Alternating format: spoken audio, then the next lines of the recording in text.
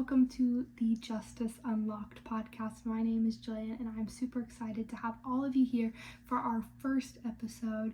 Yes, that's right. From the halls to the cells, we will be talking about the school to prison pipeline. Honestly, it seems like a little weird to me that I'm smiling while saying this, and truly I'm just excited to discuss the research that I have been working on, but it is not an easy topic to talk about, especially because it affects so many people, primarily young children, and it is certainly uncomfortable and sad to talk about, but it is important, and I think that is my main goal with this podcast, with doing this research, and hopefully informing all of you, people who might not necessarily know specifics on the school to prison pipeline, and inspire to create some sort of change. I truly believe that we will be able to do that, and I'm excited to see where this goes. But I do encourage all of you guys to grab some snacks, some popcorn, maybe a Diet Coke or something. I'm certainly going to be fashioning water tonight as I will be talking quite a lot, but sit back, relax as we talk about the school to prison pipeline. I know it's probably not super relaxing, but here we go. I'm excited to get into it. Justice Unlocked, Episode 1, From Halls to Cells. So what is this school to prison pipeline that I've been mentioning? I think it is something that is kind of hard to define because there are so many layers to it, but I always am referred back to this image, and I'm going to pop it up on the screen for the video, and for those of you who are just listening, I can describe it. But it is this image of young boys and girls wearing uniforms, walking onto a school bus, clearly going to school, the big yellow school bus, and then on the other side they're walking out of the school bus, and you see them in stereotypical orange prison jumpsuits, a little bit older and handcuffed on their way to prison. And to me, that is a great visual representation of what the school to prison pipeline truly is. Now, obviously it's not all encapsulating, but I think when you're trying to sort it out in your head, it's great to refer to that image. Personally, throughout my research, I really have loved the National Education Association's definition of the prison pipeline. They state that it is the practice of punishing kids out of school and towards the juvenile and criminal justice system. Sorry for my miswording. But in short, a little further explanation, this describes the disproportionate tendencies of students, and we're going to talk a lot how it specifically disadvantages people or affects people from disadvantaged backgrounds, and their effects to be punished out of schools and into the criminal justice system because of schools' harsh policies and practices.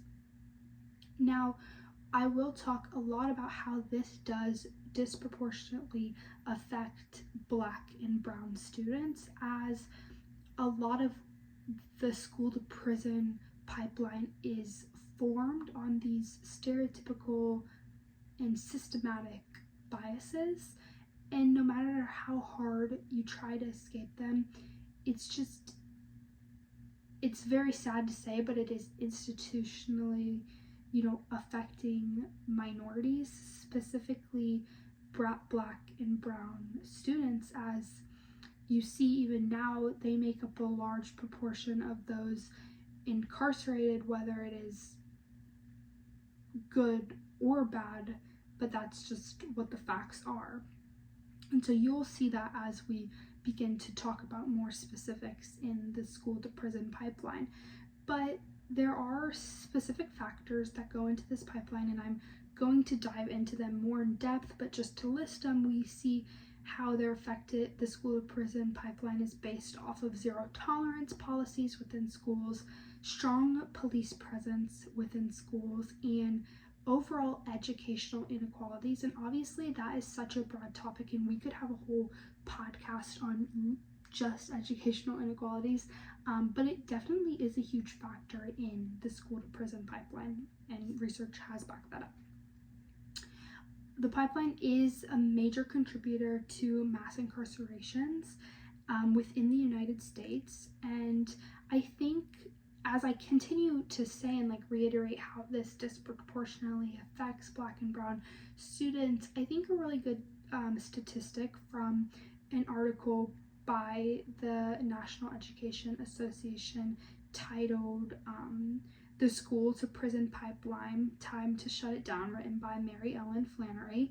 She comes across this statistic where one preschool is represented, and it states Black children represented 18% of a preschool students, but accounted for 48% of preschool suspensions. I personally think that this statistic is all encapsulating of how disproportional this affects Black and brown students, and it also is a really sad statistic in that this is it's crazy that 18% of students account for 48% of suspensions. So I just think that is facts on how it affects Black and brown children. I think throughout my research you'll continue to see, as we talk more specifically in these systematic things that drive the school to prison pipeline, you'll see how it is backed up by racially charged biases through different disciplinary policies, through over-policing in schools that are primarily targeted towards Black and brown students, and systematic educational inequalities. As we've mentioned, that is just an overarching theme. But throughout this podcast, I not only want to talk about mainly zero tolerance policies and over policing in schools, but I also want to give ways in which we as listeners and as researchers and people can help fix this problem. It isn't something that is unfixable. This isn't something that we have to just accept this is our fate. We can fix it. And so I want to give ideas in which we can replace school policies with restorative practices, like addressing our racial biases while also implementing mental health resources. So there are different forms of punishment, and it's not just sending someone into the criminal justice system. And this really will benefit everyone, as we've learned about. So yes, but we'll jump into zero tolerance policy. Okay, now that I've talked about what this podcast is about, some of our factors that go into the school and prison pipeline, and what we're trying to get out of this, I want to talk specifically on the zero tolerance policies within schools. Now, I think that it is something worth defining. It is certainly a topic in which can be kind of confusing, and throughout my research I have found a lot of definitions for the zero tolerance policies, but I really liked the Journal of Ethnicity and Crime Justice and their definition in a subsection called "To Arrest or to Serve School Resource Officers Perception of Zero Tolerance in School to Prison Pipeline" by Michael D. Bush and Kimberly D. Dodson. And they go in and talk more about the school to prison pipeline, but they do a really good job at defining it. And I like their definition, and it was: zero tolerance policies mandate suspension or expulsion of students for a variety of offenses. Any violation, no matter how minor, results in suspension, expulsion, or arrest.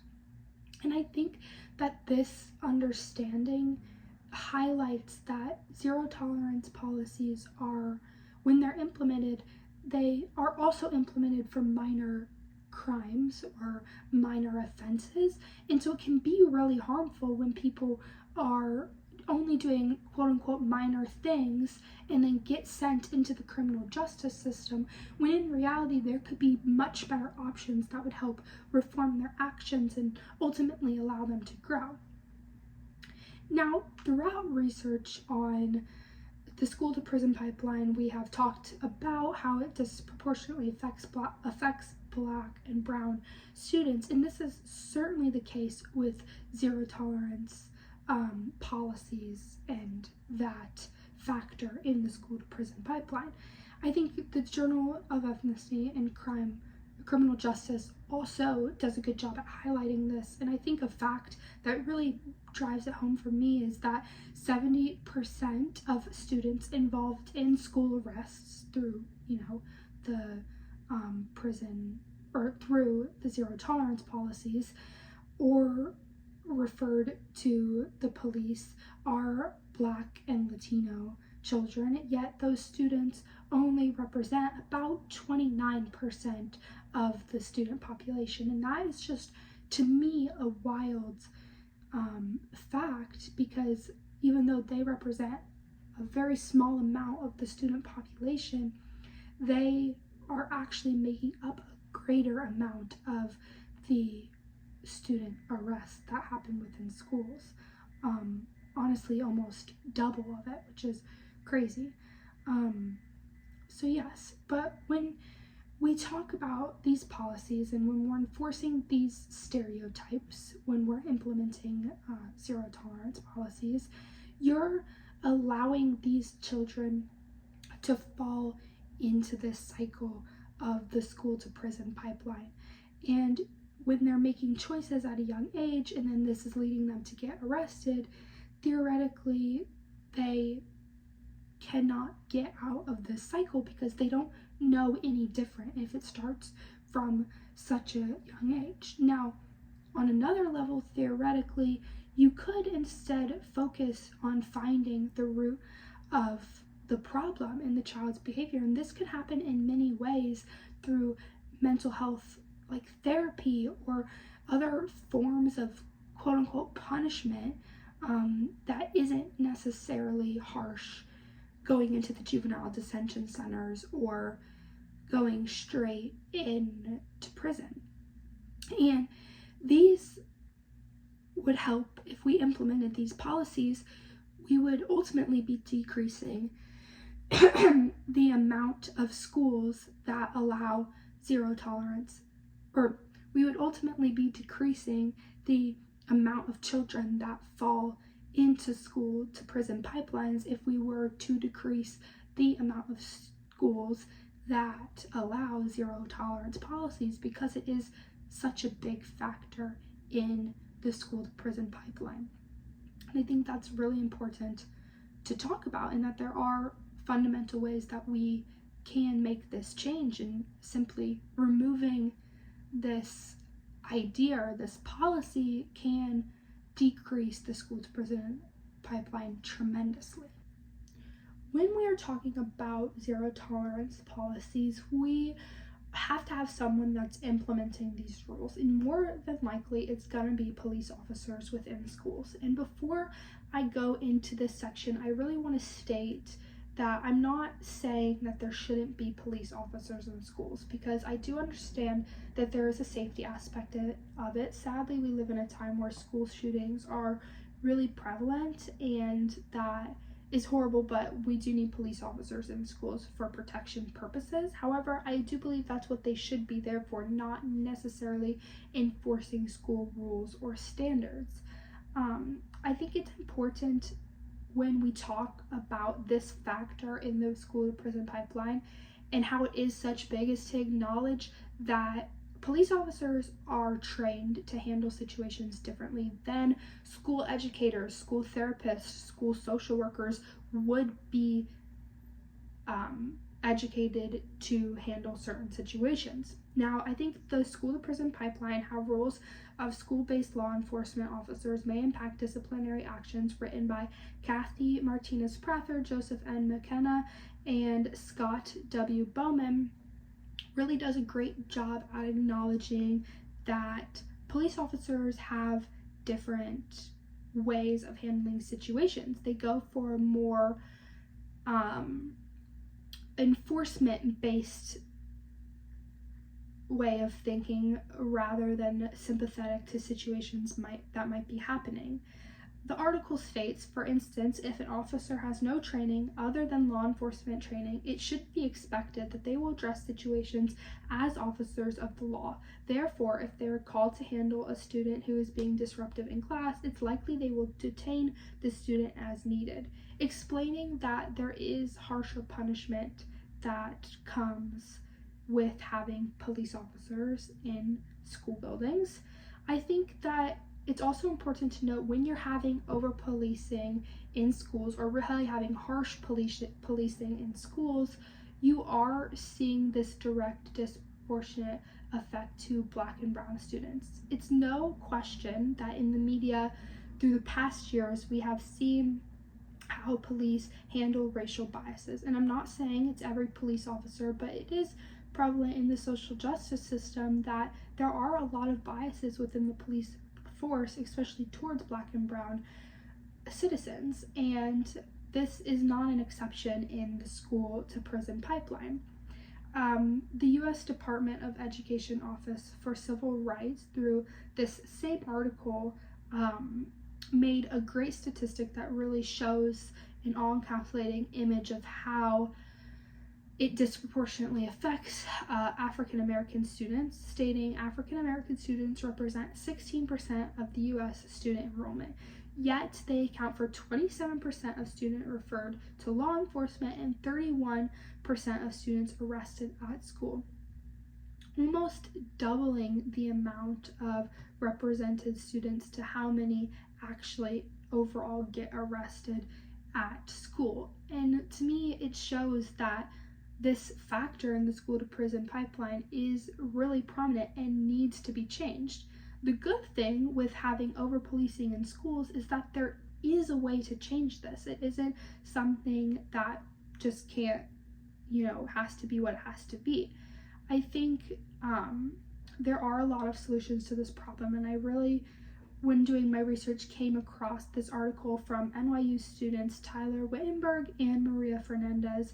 The article titled Ending Student Criminalization and the School to Prison Pipeline. And they talked about many different solutions, but I really liked this solution that they mentioned, in the fact that they wanted to ensure that police officers were used as more of a last resort. They state that ensuring that police officers are only called into schools as an instrument of last resort. This can be achieved through policies and interagency agreements that eliminate the regular presence of police officers on campus and place limits on requests for police assistance. I think that this is a really smart idea, in the fact that we do need police officers for protection purposes, but that is what they should be used for, rather than handling situations that educators could handle, school social workers could handle, or school therapists could handle. Because ultimately, if we take away this over policing aspect, we will help dismantle the overall issue on the school to prison pipeline. I think that is something to note and to look more into, and as we continue on finding ways to advocate and help push back against the school to prison pipeline, we can see this as a plausible solution. Finally, I want to end this podcast on how we, myself included, can find ways to successfully campaign and create change in dismantling this huge problem, the school to prison pipeline, that a lot of students, specifically Black and brown students, are affected by. So I have talked about the school to prison pipeline. I've described its factors like zero tolerance policies and over policing in schools, and how these theoretical devices disproportionately affect Black and brown students. I've also touched on how we can change these two policies, but I now want to talk about how you can create change. And I think when doing my research, I came across this article. It was titled, "Our Stories Are Powerful, the Use of Youth Storytelling and Policy Advocacy to Combat the School to Prison Pipeline." This was written by Jeffrey Moyer, Mark Warren, and Andrew King. I think it did a great job at explaining ways in which we can get involved in making this direct change. But I really specifically liked this article in that it talked about a successful campaign, the Voices of Youth in Chicago Education, where they allowed students who have been previously involved in this school to prison pipeline and talk about their experiences.